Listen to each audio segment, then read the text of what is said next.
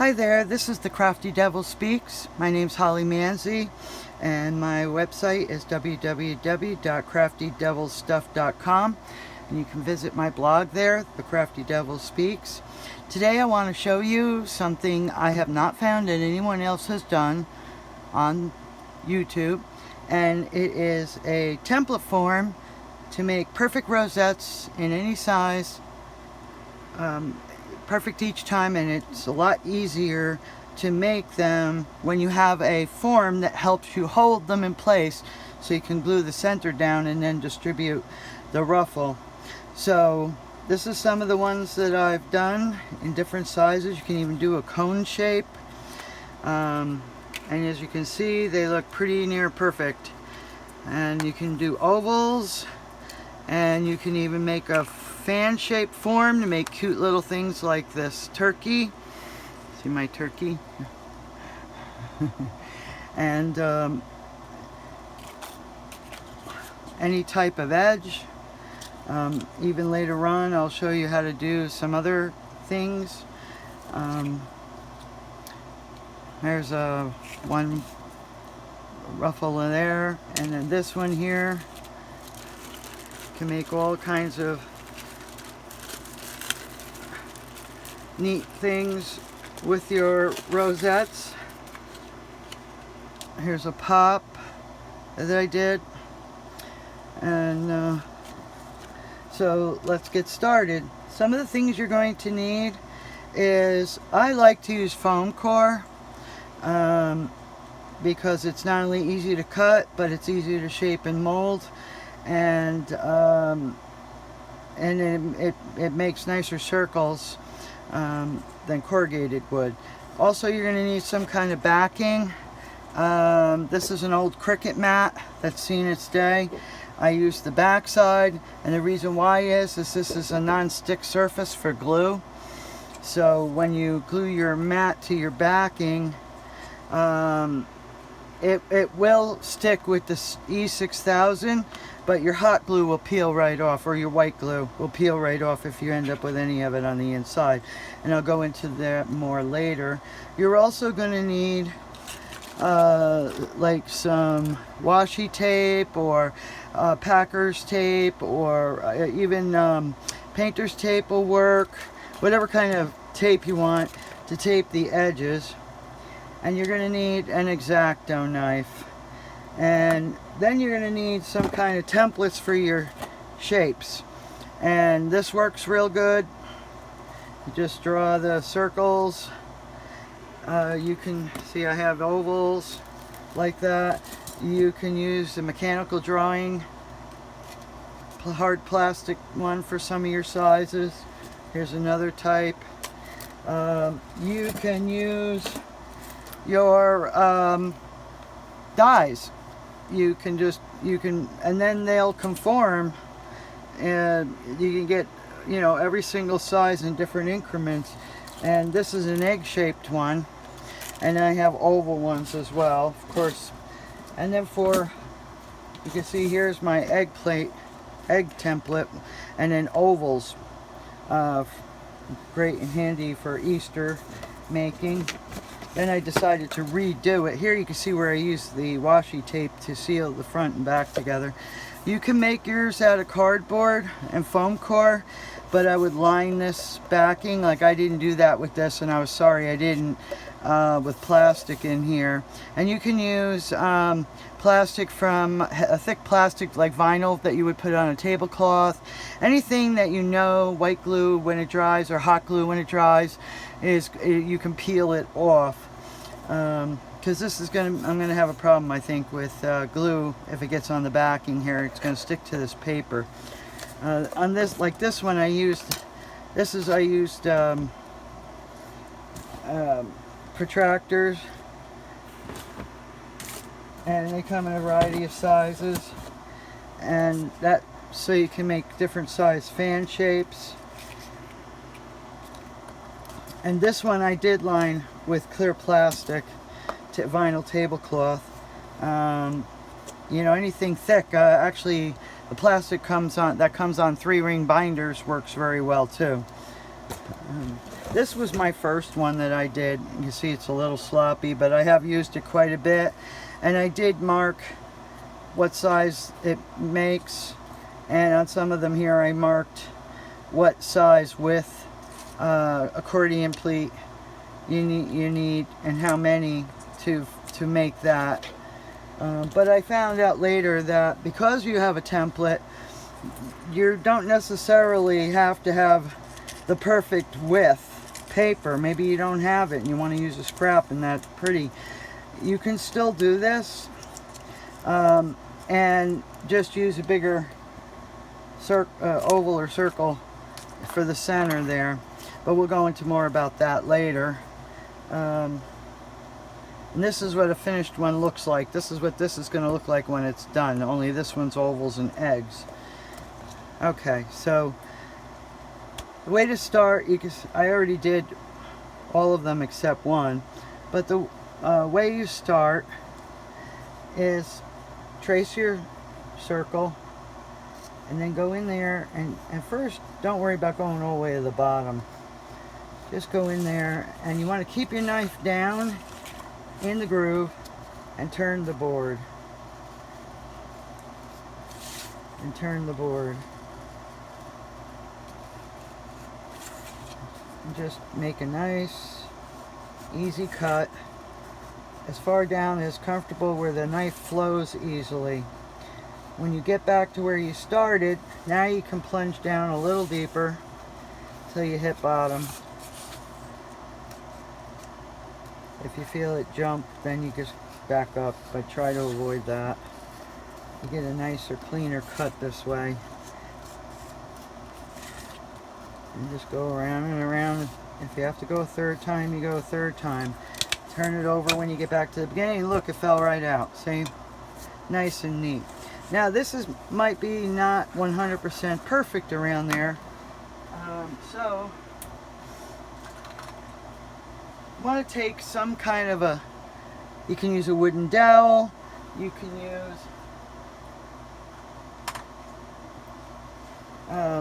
you know, one of these embossers, but I like the wooden dowel actually.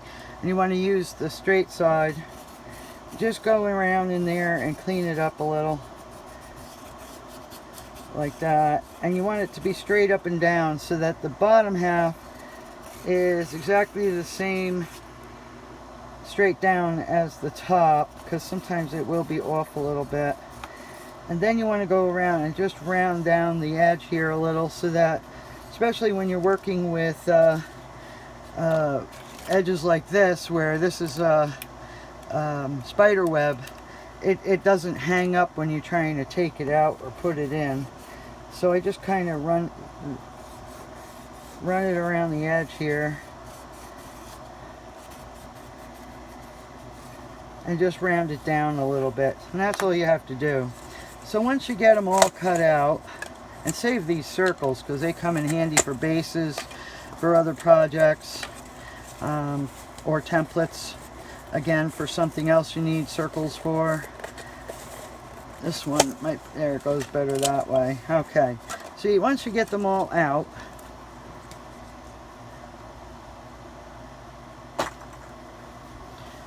then you want to adhere it to your backing. See how you just have to clean it up a little bit. This one I'll clean up a little later. And then you want to take the E6000 glue, which is, this is the one I found, is the only one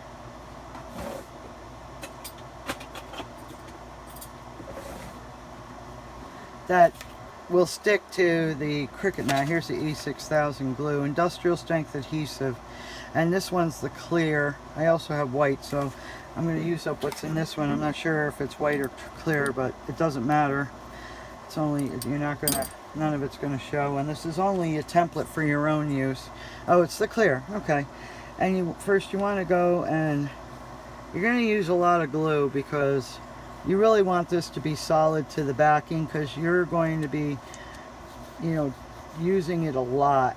So especially if you want to mass produce rosettes, you know, when I'm making something and it's a paper I really like, or it's a solid color especially, you know, I'm going to be making more than one.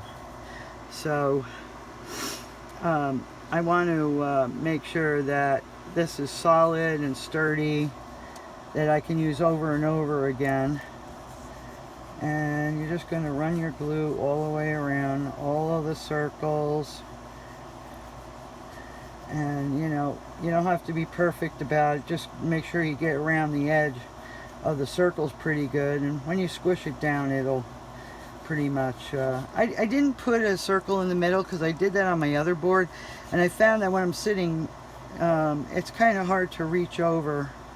But you can do it if you want. You can, you know, pick the sizes you use most.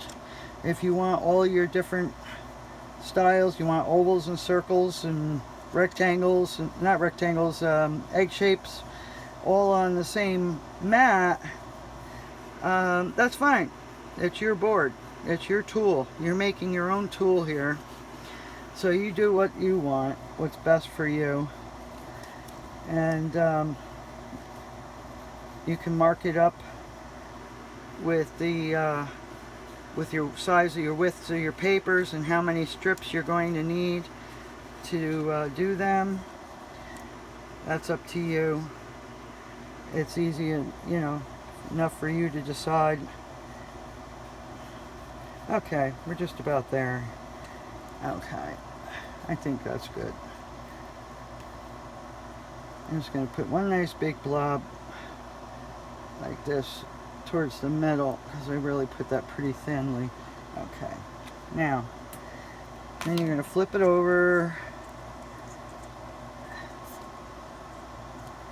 and mount it on your backing. If you do use cardboard, like I said, you want to wrap the cardboard first with heat resistant vinyl, or just know that you're going to use a low temp glue gun on there, so if any of it gets on the vinyl, it doesn't melt the vinyl. And me, I use the hot glue gun, sometimes to my own detriment, like I burnt myself there earlier. Okay, then also by using the back side of this, it's sticky, so when you put it down on your table, it helps prevent it from sliding around. But if you don't have a Cricut machine, you know, you can always put something like felt pads or something on the back to prevent it from moving. So next you're going to take, I like washi tape because I can just pretty much tear it off here. You're going to take washi tape and, well, I guess we will cut it neater that way. You're going to take the washi tape and you're going to neatly fold it over the edges, starting with the front. This is going to seal it to the back, so if you're bumping it around and maybe you didn't have a glue perfect in one spot there on the back side, and it looks nicer too. I like finishing off my tools so they look more professional. And it doesn't take that long. Spending a little time making this template is, you're going to be a lot happier, because then when you're making your rosettes, you know, I always struggled with how am I going to hold down the hold this rosette in place while I glue up a circle and then get it in the middle. I don't know. I'm a pretty good efficient crafter, but that was something I struggled with, and I'm sure I'm not the only one. So that's what gave me the idea to do this video. So we're just going to quickly try to finish this up, and then I'm going to show you how to use it. Okay, and then you do the same thing around the back.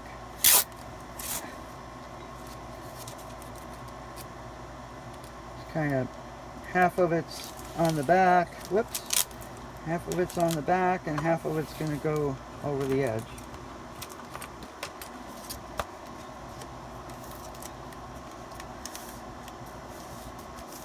and so on. Anyway, you get the idea. I'll finish that later. So let's make a rosette, and I'm going to make one this size, I think, and I'm going to use the Sizzix die alterations mini paper rosettes. It makes two sizes. It makes this size, and it also makes this size, and I like it a lot because for most general purposes this is the size that you know, I want to work with anyway. But you know, you can always get out the old scoreboard and cut your strips any width you want, like I did with these. And this is a pretty fence design. I like working with stripes because they make interesting patterns on the paper, and you know, and then you score it on the stripes, and that's when having a template like this does come in handy, because you're not exactly working with, you know, a tight form. So let's make a rosette here. Let me find two strips that are the same. Okay, so for this size hole you're going to need two strips this width, which is 1 inch. And you know, you start out like you always start out, gluing them end to end like this, and then you're going to fold it out just like you would doing it on the table, and you're going to squeeze it together into the form and start collecting the gathers so that the rest of them can fall into the form. And once you have them all inside the form, then you can spread them out evenly, and at least you have more of a free hand. You do have to keep a finger on there, but at least you can spread it out evenly, nice and neat. That looks pretty good. And then just go around the edge, and now my glue gun doesn't want to cooperate. There we go. And put a little glue like that, and then put your circle on, which I just put a circle blank because I make a bunch of rosettes and then I'll go and decorate them later. Got a little glue right there. Pick that out and turn it over, and you can put another little circle on the back side. I like mine to be super sturdy.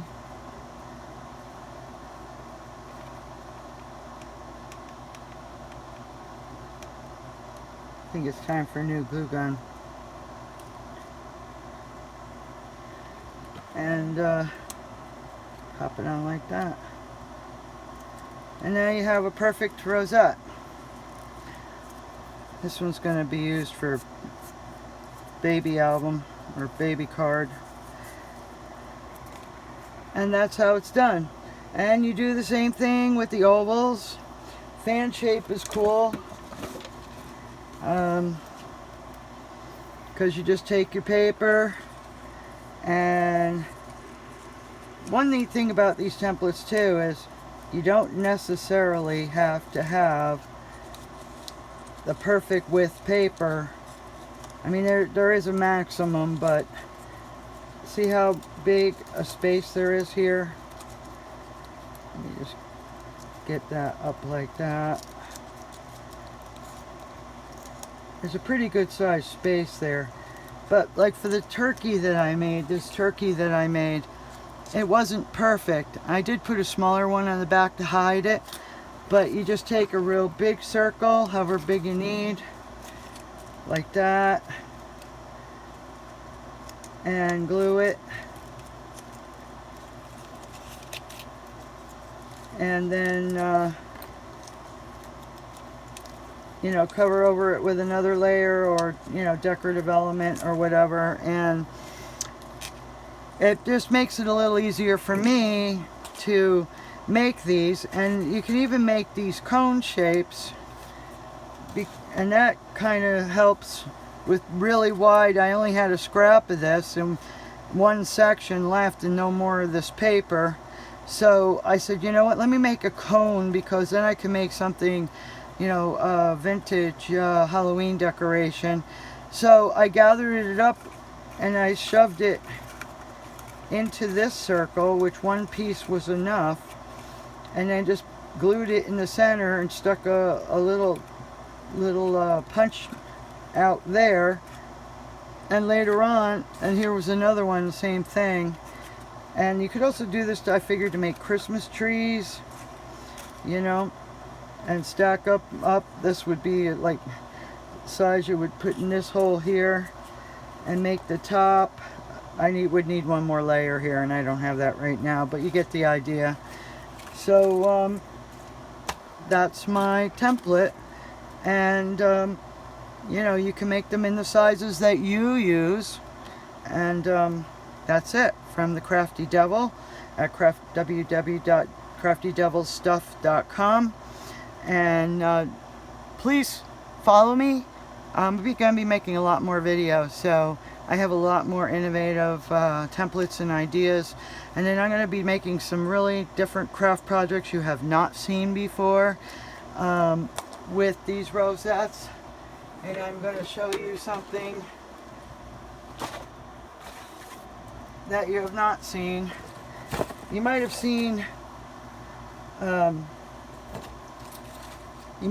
people making crepe paper rosettes. Well, how about that? I'm actually going to glue the crepe paper to the paper rosette before I ruffle it. And this is a Halloween award costume. Here's a nice little thinking of you, which is a nice little thing you can bring, maybe if somebody's in the hospital or they're not feeling well at home and they're in something like that, or a birthday. You can make these up for all occasions. Here's a pop. It's a girl pop. Put it in the middle of a cake, or put it in a flower arrangement when a baby's born. I'm also going to show you how to make the paper rosette with satin ribbon attached, and having the mold helps a lot. So so tune in and follow me, and I will be more than happy to show you. Oh, also lace glued to the rosettes. So please tune in and follow me, and I'll show you how to do all of these things. Okay, bye for now. Thanks a lot. This is Holly, the Crafty Devil, at the Crafty Devil Speaks. And follow me, please.